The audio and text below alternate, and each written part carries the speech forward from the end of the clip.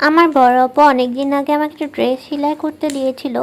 তো ওইটার মানে একটু কাট করতে হবে, না তাতাল দিয়ে কাট করতে হবে, মানে সুন্দর ডিজাইন শেপ দিতে হবে। এই জন্য আপু একটু টেন্স ছিল, তাই আমাকে বলছে কেয়ারফুলি বানাতে। তো এই পার্টগুলো এরকম করে দেওয়া আছে, মানে কাপড় একটু কম ছিল, যদিও মানে আমি ফুল হাতা করতে চাচ্ছিলাম, সে তুলনায় একটু কম ছিল। তারপরে হচ্ছে আমি একটু জোড়া পড়েছে, তো আমি পার্টসগুলো দেখিয়ে দিচ্ছি। আর এই জায়গায় হচ্ছে এই পার্টসটা এখানে জোড়া হবে। তারপর হাতার সাথে কাপড় আছে, আর হচ্ছে প্যান্টের সাথেও আছে। তো এটা হচ্ছে ব্যাক পার্টটা, আর ফ্রন্ট পার্টটা আমি দেখেছি। এটা হচ্ছে পায়জামার যে পোর্শনটা, মানে প্যান্টের যে এখানে, এটাও কিন্তু শেপ দিয়ে করে ফেলতে হবে। তো আমি সবগুলো হচ্ছে এক করে দেখতেছিলাম কোথায় কি কাপড় আর কি অ্যাডজাস্ট করা যায় সেই অনুযায়ী। আর ওইটা ছিল ওড়না। তো এখানে আমি অলরেডি এঁকে ফেলেছি, মানে কী করে করব সেই আর্ট করার পর কাট করে ফেলছি। হাতার কাপড় কম আছে, তার জন্য আমি দুই পাশ দিয়ে জোড়া লাগাই দিব। আর হাতার যে লেসটা আছে, এই যে লেসটা, এটা আমি লাগাই ফেলবো। আর হচ্ছে জামার নিচে যে লেসটা আছে সেটাও লাগিয়ে ফেলবো। যা যা লেস আছে সেটা আগে আমি সেলাই করে ফেলবো, তারপর হচ্ছে আমি এই জিনিসটা সুন্দর করে মানে শেপ দিয়ে কাটবো। ওটা আমি পরে দেখাবো।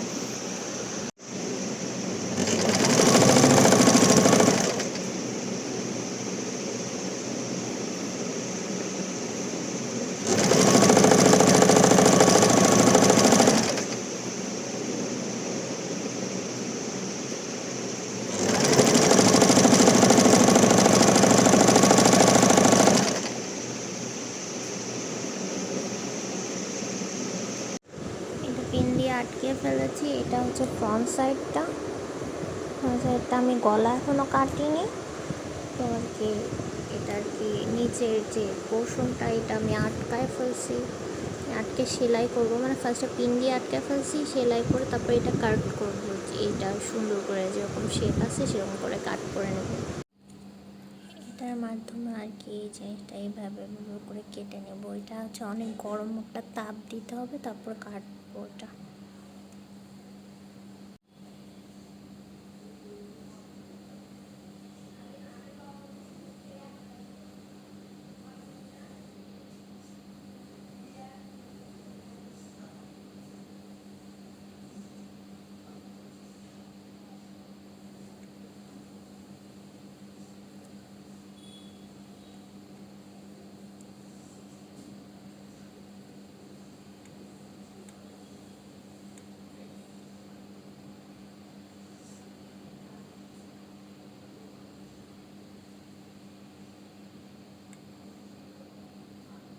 তাতালটা গরম অবস্থায় থাকা অবস্থায় করতে হবে, না আগে হিট দিয়ে তারপর কাটতে হবে। আর কেয়ারফুলি করতে হবে জিনিসটা, কারণ হাতে একটু টাচ লাগলে এই জিনিসটা কিন্তু হাতটা বার্ন করে ফেলতে পারে। সো খুবই সাবধানে কাজটা করে নিতে হবে। এটা কিন্তু একটু রিস্কি জিনিস আর কি, হাত বাঁচিয়ে করতে হবে। তো আমি খুব সুন্দর করে কাট করে ফেলতে পারছি, কারণ তাতালটা গরম ছিল, তার জন্য খুব স্মুথলি কাট হয়ে যাচ্ছিলো। তো এই জায়গায় হচ্ছে ফার্স্টে আমি এইভাবে কাট করার পর হচ্ছে আমার মনে হয়েছিল যে ফিনিশিংটা ভালো হয়নি, পরে আমি আবার সব কিছু সুন্দর করে ফিনিশিং দিয়ে ফেলেছি।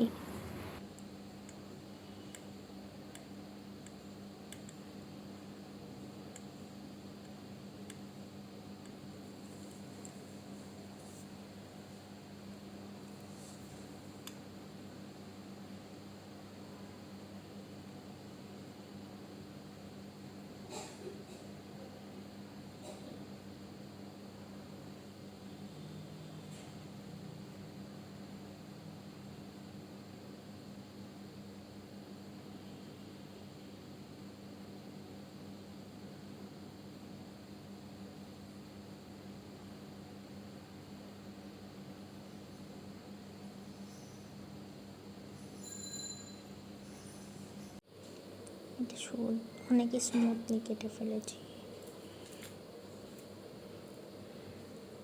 জামার নিচের পোর্শনটা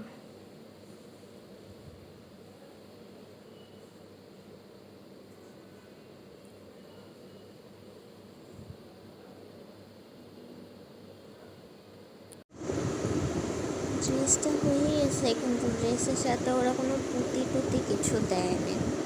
তো তার জন্য হচ্ছে আমার কাছে কিছু এক্সট্রা পুঁতি ছিল, আমি নিয়ে আসছি। এই পুঁতিগুলো আমি কাজে লাগাবো। এটা, তারপর এখানে কিছু আছে পুঁতি। এখানে অলরেডি একটা লাগিয়েছি, তারপরে এখানে আবার একটা লাগাবো। এই জায়গায় এরকম করে করে সম্পূর্ণটাতে লাগিয়ে ফেলবো, যে জায়গায় কোনা আছে সেই জায়গায় লাগিয়ে ফেলবো। আর হাতেও আছে, হাতেও লাগাবো। এই যে এই জায়গায় লাগাবো। আমি লাগাই ফেলছি নিচে, আর এই যে হাতে। ফাইনালি আমার ড্রেসটা রেডি হয়ে গেছে, আর ড্রেসটা কিন্তু খুবই সুন্দর হয়েছে। আপু বলেছিল বোট গলা দিতে, তো বোট গলার উপরে আমি করে দিয়েছি এটা। আর খুবই বেশি ভালো লাগছিল এই ড্রেসটা আর কি। হ্যাঁ, মানে মনে হচ্ছিল পুরো পারফেক্ট হয়েছে।